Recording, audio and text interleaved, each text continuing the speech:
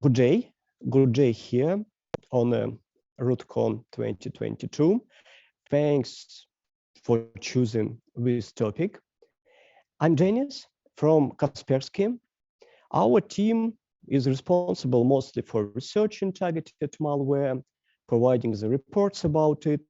That's why this talk will be dedicated to the one malicious campaign we found in the wild, as usual. So it's not a proof of concept from the researcher side. It's in the wild thing. And why we decided to share with samples, with information, because one technique among all of techniques in use in this campaign, we consider it quite innovative and new. Imagine for years, malefactors tried to hide the malicious code from the plain sight of a file system, right? NTFS alternate data streams, VMI subscriptions, some encrypted scripts in a Windows system registry, whatever. For sure, these entities exist anyway on the disk, right? To make some kind of persistence, they need disk anyway. But it's not on the level of file system. It's in some proprietary format in some another entities like a system registry, like NTFS, alternate data streams, etc. With time, we found new place to hide such a code. That's why you see the name of the presentation. Let us cover, but we would slowly start from the plan for the next 40 minutes. RootCon gave us quite an amount of time, so let me write the plan. Also, I completely understand with most of you, we don't share the same language, so I would try to speak as slow as I can and as clear as I can. Anyway, nowadays, it's easier to find any researcher online. If any question would persist, you could ask me after the presentation or find me online for any further details. Pitifully this year, I'm not in Manila with you. I would like to, but it's a little bit crazy year. I hope to see you nearby the city on the RootCon different years. So straight to the topic now, and we would start with a short description how typically malware is using the logging mechanism, so put something in a log, some logging records, and how shellcodes actually already using in a malicious campaigns. After it, we would came to this new technique we considered brand new and innovative that mixed with two entities. Event logs, in this case, Windows event logs, and the encrypted shellcodes. Okay, so first typical usage in this precise campaign. After it, we would provide the bird view of the campaign because for sure much more models and technique existing in this targeted attack, right? But I would start with the most interesting one for me. But after it, we would speak about the different last stages. There are two types of the Trojans this time. Any attack end up with the last stage, right? Remote administration tool. We would describe third-party tools in use. It would be two commercial tool sets and the GitHub publicly available tool also. And some anti-detection techniques I also considered useful, maybe not as innovative as usage of the logs, but anyway, this is our plan. I hope we are good with it. And let us start from the very first point. What any reverser, any malware analyst thinks about the logging? If you are like me, taking a look all the time inside the malware, you could see the code snippets like here on this slide. So author of the software need to debug like any software developer, right? And while debugging, that bad guy could implement the approach of putting messages into log. Why not? Why not? Actually, they have to remove it from the release version, right? But could you imagine the situation when everything is tested in a virtual machines, in a virtual environment, but in a combat environment, things could go bad in any place. Firewalls, bad connection channels, whatever. So I suppose some logging, which part of malware is already executed, is useful for the malefactors. That's why we made normal logging, dropping the messages to the file, to the network packets, mattered all the time. Normal usage of the logs. Also, maybe in some cases, it's just keeping as a to-do. To-do, remove logging later. But so far, it's still inside the samples we observed. Nice, easier for the researcher. The matter of existence, the control of execution flow, right? Here on this slide, it's you see the part of the code regarding to the steganography. It's just taking the BMP file. It's downloaded for the microchip trojan. It's just the decryption algorithm based on the parsing of the BMP file, right? And in the very start, this is the logging BMP get data helper. Would it help us? Yes, while it exists, or sometimes it would be wiped in the later versions when malefactors don't need it anymore, but we could enjoy some helping messages on the level of the malware on some stages of the development. Okay, I suppose enough for the typical logic. Regarding the shellcodes, each of you who are dealing with the malware have seen with a part of the codes. Why shellcodes are in use into the malicious campaigns? Sometimes it could be the exploitation of some vulnerabilities in a documents parser, right? Doesn't matter which, so some compiled format like a PDF, docx, whatever, and complicated parser, some errors, prompt vulnerability, and some shellcode embedded into the document to expose these vulnerabilities, right? What's the difference from the normal PE or ELF files? Some techniques, the shellcode have to be position independent, right? That's why always call $+5 from the slide you would get in a shellcode, because position independent means the shellcode couldn't use all the precious features of the PE files loader in the Windows or Windows P file loader into RAM, right? Shellcode is on his own and have to understand the address and apply all these techniques. So you would see a lot of tricks regarding the getting the RVAs. You also would see a lot of parsing of the process environment block to get the addresses from the system libraries and parsing of the PE, for example, next stages, right? So quite a familiar. The last one I want to emphasize is they don't want to mention mostly the name of the functions, API functions in shellcodes.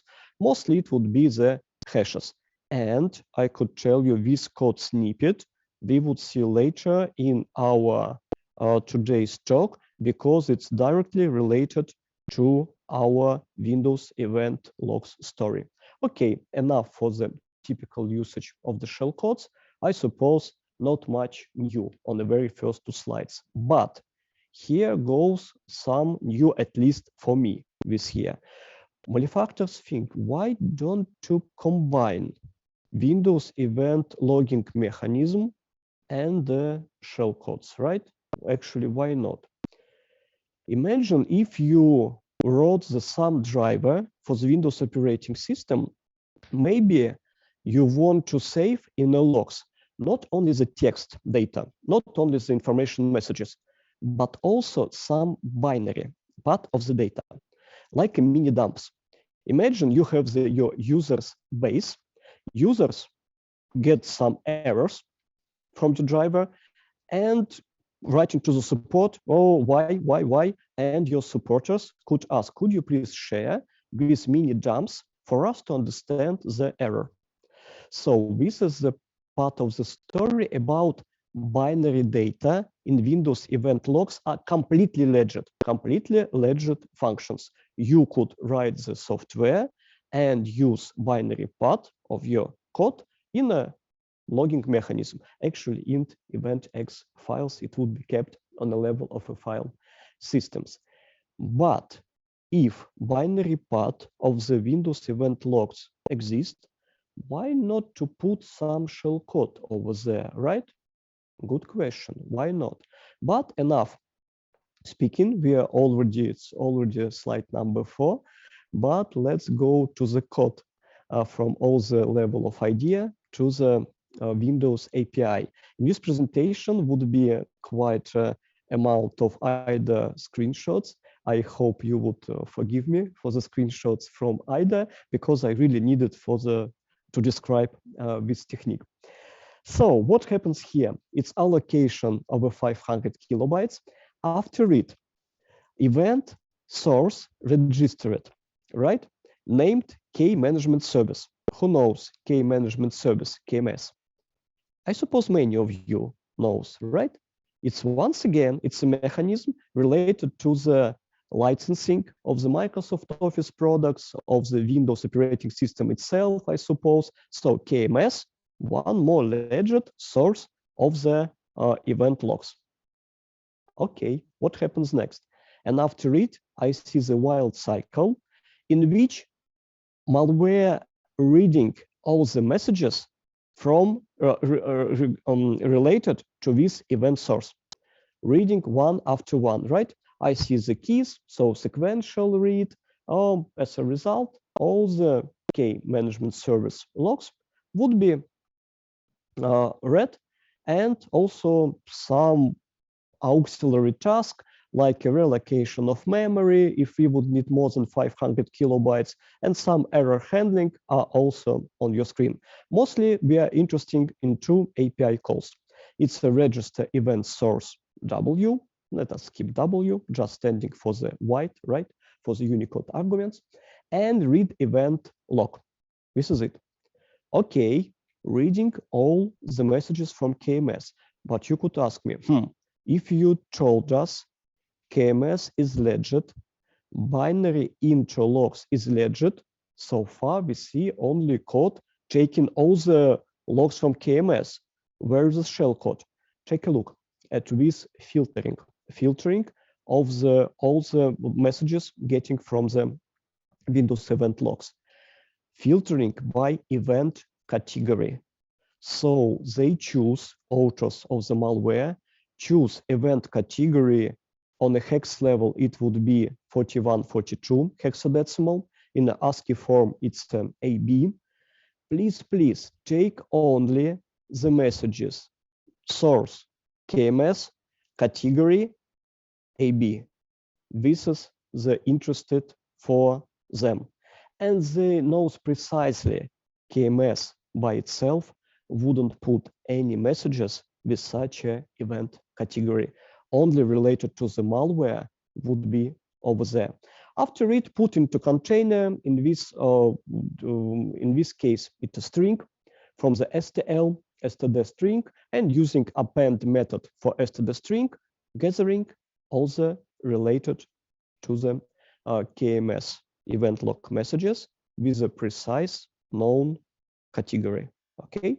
Next question to me could be, okay, you show us how to read, but in advanced, they has to put the messages over there for sure. Let me combine on this slide 2 screenshots. On the right, already familiar. It's a reading. On the left, it's a putting the messages, the shellcode actually, to the Windows event logs. Take a look. What we have here, one more infinite white cycle, and report event. Report event, it's an API function number 3. They need to implement this technique. And besides KMS as a source, they also put like a event log information type. It would be information messages. And take a look at the start ID. After the information type, it's a familiar to us hexadecimal for 142. It's a category argument. and message ID would be start from the 1423, the very first one, and incrementally with shellcode would be in a ID 1424, 1425, and so far and so forth. So now we get the overall picture. Event source KMS, category for 142, starting ID 1423. Now they are ready to put into the event logs and to get and decrypt and execute. This is the most innovative actually part of the story, I suppose. For me, it was new, interesting. I tested with the code on Windows virtual machine. I mean, wrote some short code snippet using always report event, read event, register event source. No, for sure it works, because why not? It's just a normal Windows API. What was inside with shellcode? They decrypted from the Windows event logs. Actually, nothing super special. You see it on a slide. Actually, on a slide where I promised you we would return to this shellcode. It was the same, but on the level of the assembly language. Here, it's a decompiler. Decompiler already analyzed by me, and all the structures are marked. As you could see, quite a typical story, parsing PE, getting exports. Interesting part is the arguments of the export.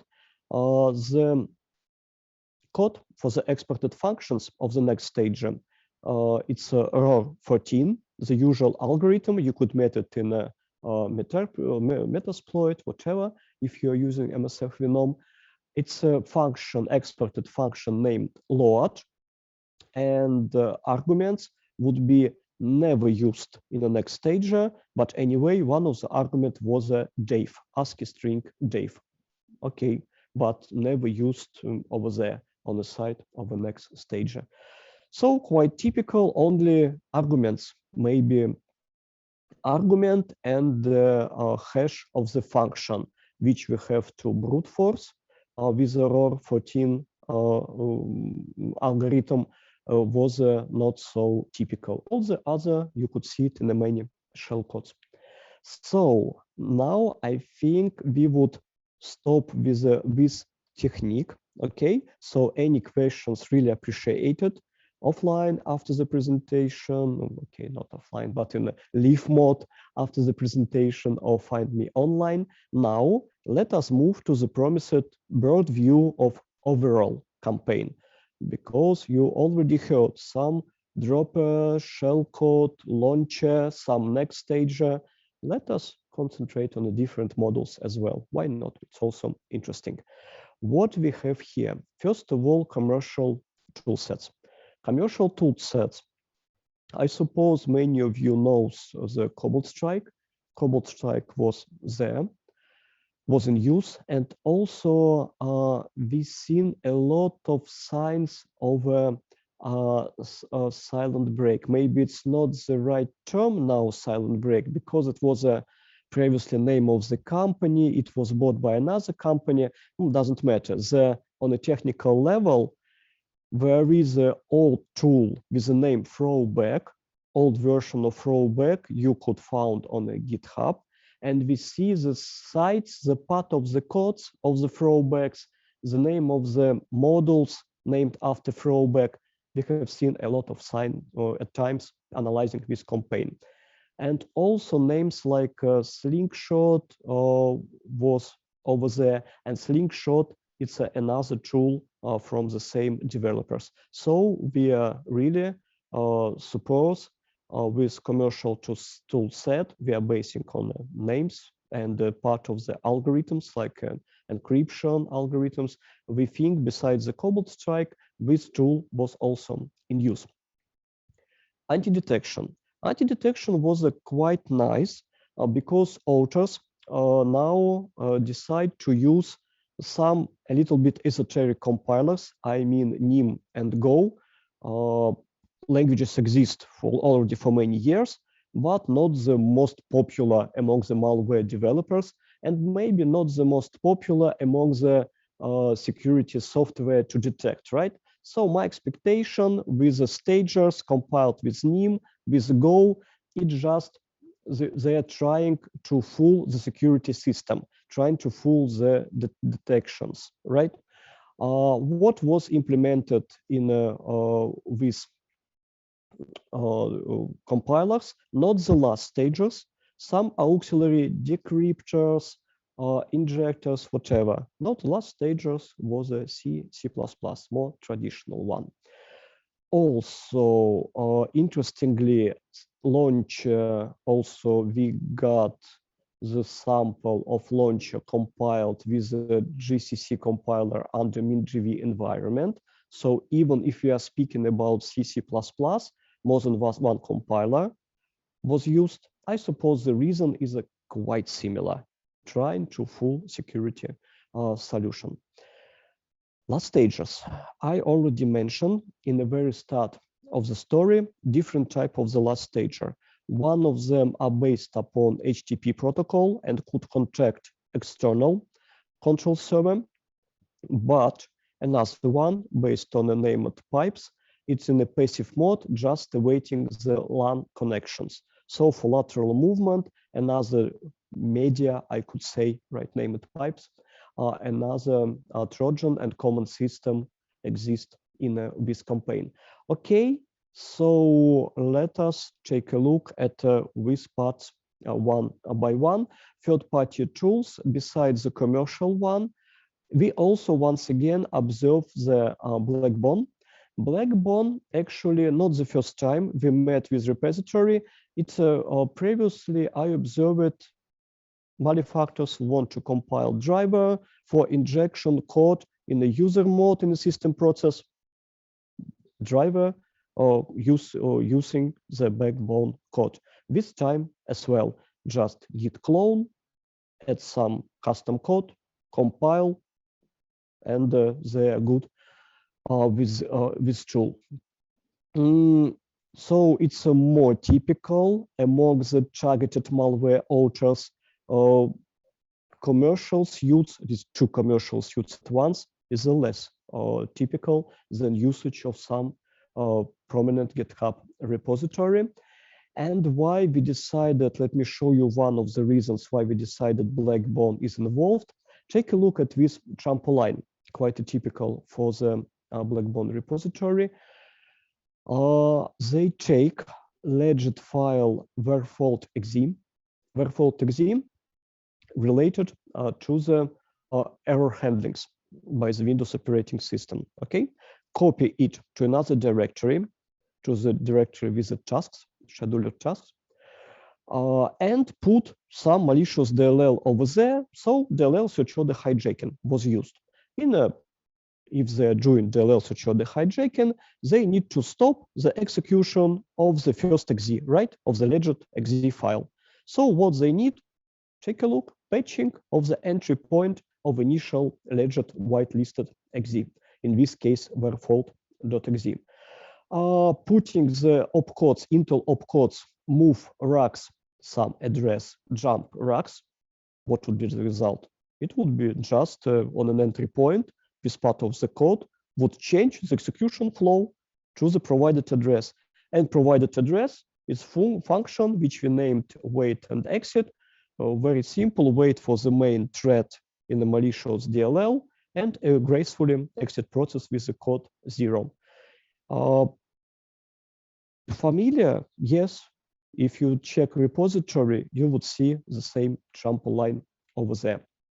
And I already mentioned some anti-detection tricks. Let me elaborate.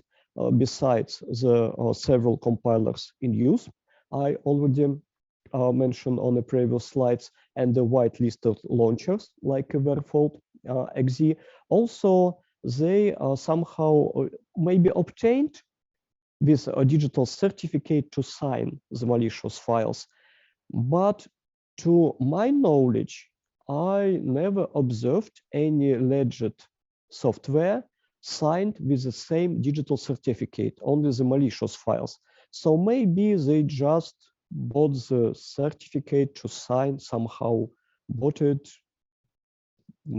take it from somewhere to sign the malicious files. Typically, if no legit software signed with it, maybe we are not dealing with a stealing of the digital certificate. Maybe it also only exists on the malefactor's side and nothing more. And patching, interesting patching, what also on board, not only the entry point of the web fault file, also I would show you on the next slide, patching of the normal event logging mechanism and AMCI, anti-malware mechanism, was patched on the level of NTDLL DLL. So NTDLL, the last level in the user space before the kernel, right? So they're working with the user space, maybe the lower level they could patch, trying to fool the AMCI mechanism or logging of the of all the infection process. Interestingly, we are already good with keeping shellcode in event logs. A lot of details I provide, so let us skip this point. And the last one, it's an interesting name of the control server. One of the process in which they injected malicious code was a legit system in an infected corporate environment. And the registered web domain, was completely in line with the name of this infected system. So to make traffic to the external control server less visible, they even think about the web domain. I could name it quite a nice decision, I suppose. So some recon, understanding this software is on board, and registering the corresponding web domain. I promise you details about the patching. Let's start with the normal event logs. As you could see, authors adore event logs, even put the shellcodes over there, but they adore only their own shellcode, only their own event logs, and not let the Windows itself to put some messages regarding the infection process. They put mentioned functions like ETV. ETV is a common prefix for the API related to the Windows event logging. Notification register, event register, whatever, just page to the return 0. So please don't do nothing, just return success. Please don't write any logs into the EVTX files on this infected system. And regarding the AMCI patching, it's actually, I couldn't say 2022, it's a super innovative. It's existing, to my knowledge, even in Metasploit. So AMCI patching is available for them. Good, they apply it, but it's not like the innovation technique we are starting with. All this story. I could say with MCI patching, maybe if you have something in Metasploit, you could name it commodity, right? Many actors could, many authors of malware could apply it. And I promise you some esoteric compilers. Take a look. It's a Go wrapper. Go just decrypt the Cobalt strike models. But it was interesting to write the script to fight with all this wrapper, because take a look, the huge amount of concatenations, really 1,000 of concatenations. After it, when you concat all this part, you have to four times debase it, the decode base 64, and after it, decrypt it with the IS algorithm. So in case of such a huge amount of blocks, I have to write some script together all this block, and after it decrypt it. Okay, I consider it the anti-detection measure. Interesting part about the Go, a lot of usage of a syscall library. Under Windows, it was back then, it was a little bit surprise for me. Syscalls exist not only under Linux, under Windows also. It's version specific, but it exists. You could call API functions, some API functions, using syscalls. And this Go wrapper relies heavily on a Go library using with syscalls. Okay, enough for the wrapper and the patching. Patching also don't know actually what to tell much about it. Aforementioned functions like ETV event register now would be not so API event register. It would be the function returning just 0 from the malicious code. Patching also done with with a sample compiled some a little bit esoteric compiler. Last stages, the last but not the least, all the attack have to end up with some remote administration tool. I mentioned HTTP based, RAT, right, and name piped based. Let's take a look on a difference. So passive communication in the case of named pipes, it's a LAN oriented, local area network oriented. Passive awaiting for the incoming connection from the already infected host. So I suppose it's lateral movement. And HTTP, it's just waiting for the connection to the C2. Interestingly, their code could handle the list of control server, and the control server from the list would be chosen randomly. So all the time, it would be not the first, second, third, some random. C2 would be chosen from the list, knock, knock, anybody home, connection. If connection not successful, next C2, next C2. If successfully, so some randomization. Quite a nice trick. Regarding the encryption, you could see it on a slide. Also, in some cases, a version would be transmitted in a beacon in initial packet to control server.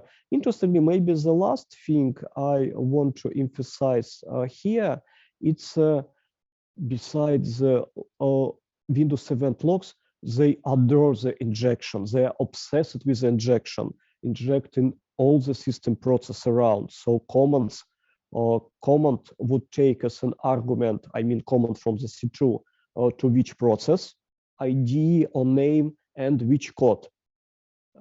And with Trojans, both of them you could see could inject and actually inject everywhere. LSRs, aforementioned corporate solution deployed in this environment. And the very last, it's sleep time in case of HTTP Trojan. Funny thing, sleep time, it's in configuration data, right? But they're adding a little bit randomization. The sleep time from the configuration would be multiplied to the sum range from the 0.9 to 1.1. And it means some irregularity. I suppose it's some anti-incident response measure for the incident responses would be harder to correlate the initial infection and the beaconing and some getting the commands, maybe with a little randomization of sleeping time related to this idea. Regarding the commands, quite a number of them here. You could see some special 199 terminate session. What I could emphasize here, for example, fingerprinting. Fingerprinting, interestingly, would get mesh and GUID from the Windows system registry. Nice idea, for example, to keeping its while building the unique ID for the target. Maybe a nice idea to rely on the mesh and GUID. And also, even on a fingerprinting stage, setDebug privilege was taken. Is this process could do setDebug privilege? Also, interesting part of the fingerprinting. All the other comments are quite normal. You could read it on a screenshot. I think I wouldn't enumerate all of them aloud. Pipes Trojan, it's much more have a comments on board, but I personally have a feeling they have some repository from which they could construct the Trojan. For example, we observed HTTP one with the common system from the name pipes one. So they could combine building the new sample, all the part of the codes. Why not? If you have the repository, so you could. Here, it's interesting part is the number of the commands. And all the other features, what could I emphasize? For example, taking a look how long the user is inactive. So maybe they don't want to work simultaneously with the host user and wants to wait while user is somewhere not on the computer and take a look, 50 minutes of inactivity, we could send some comments to this host. Nobody is there, maybe working like this. So actually, this is it. This is it. Really thanks for the attention. I really hope my Runglish was understandable. If not, please ask your questions after the presentation or online. We are done. I hope we are done in time.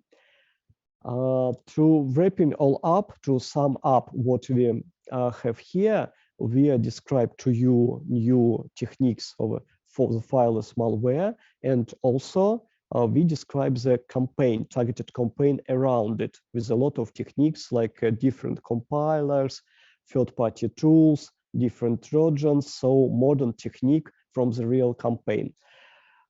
Okay, now I'm ready for the questions. You see my Twitter nickname on the screen and my name and surname. Twitter is good. You could also find me on the other platforms.